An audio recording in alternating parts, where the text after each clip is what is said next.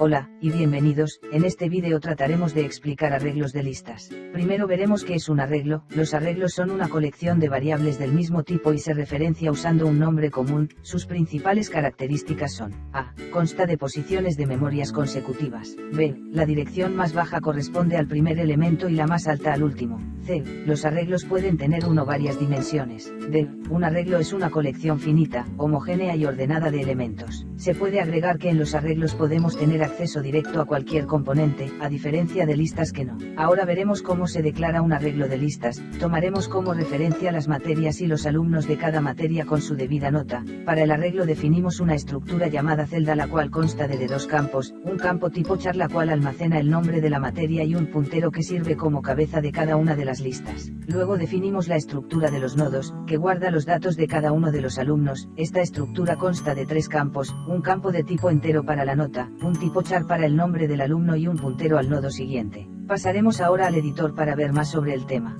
Bien, nos encontramos ya en el editor. Para ejemplificar la teoría desarrollaremos un ejercicio, en específico el ejercicio 10, el cual nos dice: el área administrativa de una facultad procesa información de una cantidad X de JTP, jefe de trabajos prácticos, que se ingresa por teclado. De cada JTP se conoce nombre, materia y los datos de sus N alumnos, número de registro y nombre. La información se procesa ordenada por JTP. Realizar un programa que permita: A. Realizar para cada JTP un listado, con su nombre, materia y los datos de sus alumnos ordenados por número de registro. B. Indicar la cantidad de alumnos y el nombre del JTP que tiene más alumnos. C. Cambiar un alumno de grupo. Para ello ingresar el número de registro del alumno y el nombre del nuevo JTP. Para los grupos modificados volver a emitir el listado ordenado por número de registro. Para solucionar este problema, construiremos dos estructuras, con tres campos cada una. La estructura nodo hace referencia a los datos del alumno, en el cual tenemos un campo de tipo entero, un campo de tipo char, que tiene una particularidad: utilizaremos el concepto de estructuras dinámicas para el desarrollo del mismo, y por último tenemos un puntero siguiente. Y la segunda estructura hace referencia a los datos de los JTP, donde utilizando también el concepto de estructuras dinámicas, almacenaremos el nombre del JTP y a la materia que pertenece. El último campo sería como la cabeza del nodo que hace referencia a los alumnos. Por último, tenemos la declaración de un nuevo tipo de dato, que es un puntero llamado alumnos de tipo nodo. Ahora tomaremos como base para la explicación de nuestro tema, la carga, para saber cómo se insertan elementos a nuestro arreglo de listas, y el último punto, ya que deberemos eliminar e intercambiar un nodo.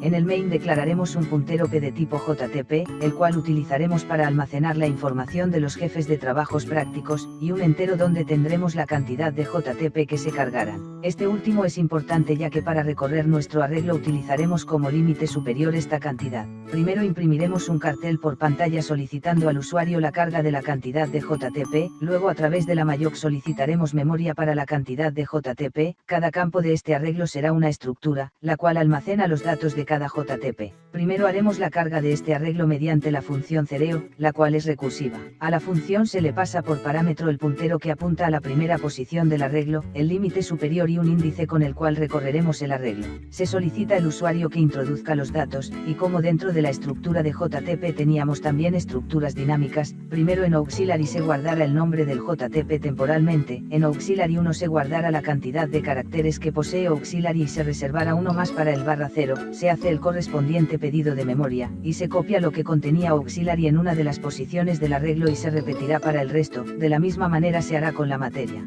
También se cerea, la cual cera la cabeza de cada nodo en null. Como es una función recursiva posee su propio llamado, incrementando en 1 el índice, y se llamará sucesivamente hasta alcanzar el límite superior.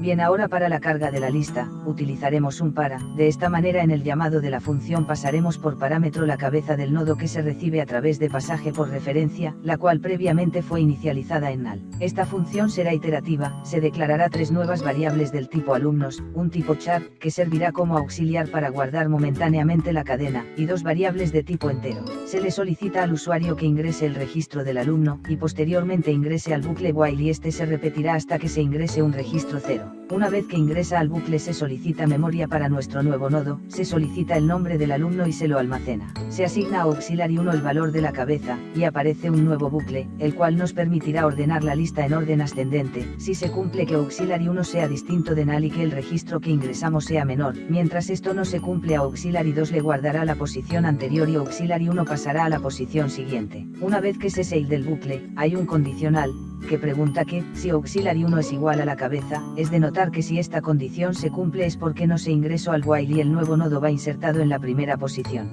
Por el lado de si no, el nuevo nodo insertado va delante de Auxiliary 2, y por último a nuevo siguiente se le asigna Auxiliary 1. Ya por último veremos cómo se elimina un nodo del arreglo de la lista. Para ello, debido que este es un caso puntual, explicaremos por arriba situaciones particulares de este caso y nos centraremos más al momento de eliminar. Continuemos. Para esto tendremos un bucle while que servirá para repetir los pasos hasta que se encuentre el registro buscado. Cabe aclarar que el código supone que el registro que se ingresó existe en las estructuras. Primero encontramos un condicional que pregunta que, si la lista está vacía, ya que de estarlo es innecesario que busquemos en esa lista, que nos devolverá un resultado, en este caso 1 de haberlo encontrado y -1 de no haberlo encontrado. Se llama para ello a la función búsqueda, la cual recibe como parámetros la cabeza de la lista, el registro que deseo buscar y una variable de tipo alumno pasado por referencia que nos servirá para respaldar la información del alumno que deseamos cambiar. El recorrido de la lista es similar al de la carga, ya que utilizaremos un bucle while. Al salir del while tendremos unos condicionales, el cual el primero de ellos nos pregunta que si Auxiliary 1 es igual a nulo, lo que significa que se recorrió la lista sin haberlo encontrado,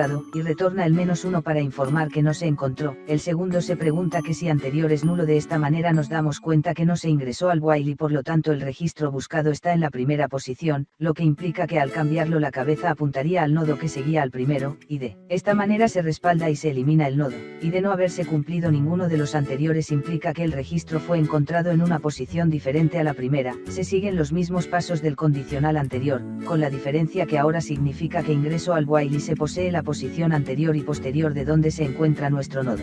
Para el borrado del nodo se utiliza la función deleteOfFriday. Continuando con la explicación puntual del ejercicio, retornaría 1 de haberlo encontrado, y a través de un condicional se verifica esto. Posteriormente se busca a través del nombre del JTP la posición de donde se insertará el nuevo nodo. Imprime un cartel diciendo que el cambio se hizo correctamente y se cambia el estado de la bandera a verdadero. Con esto concluye la explicación de arreglos de listas. Espero que les haya servido y haya sido entendible.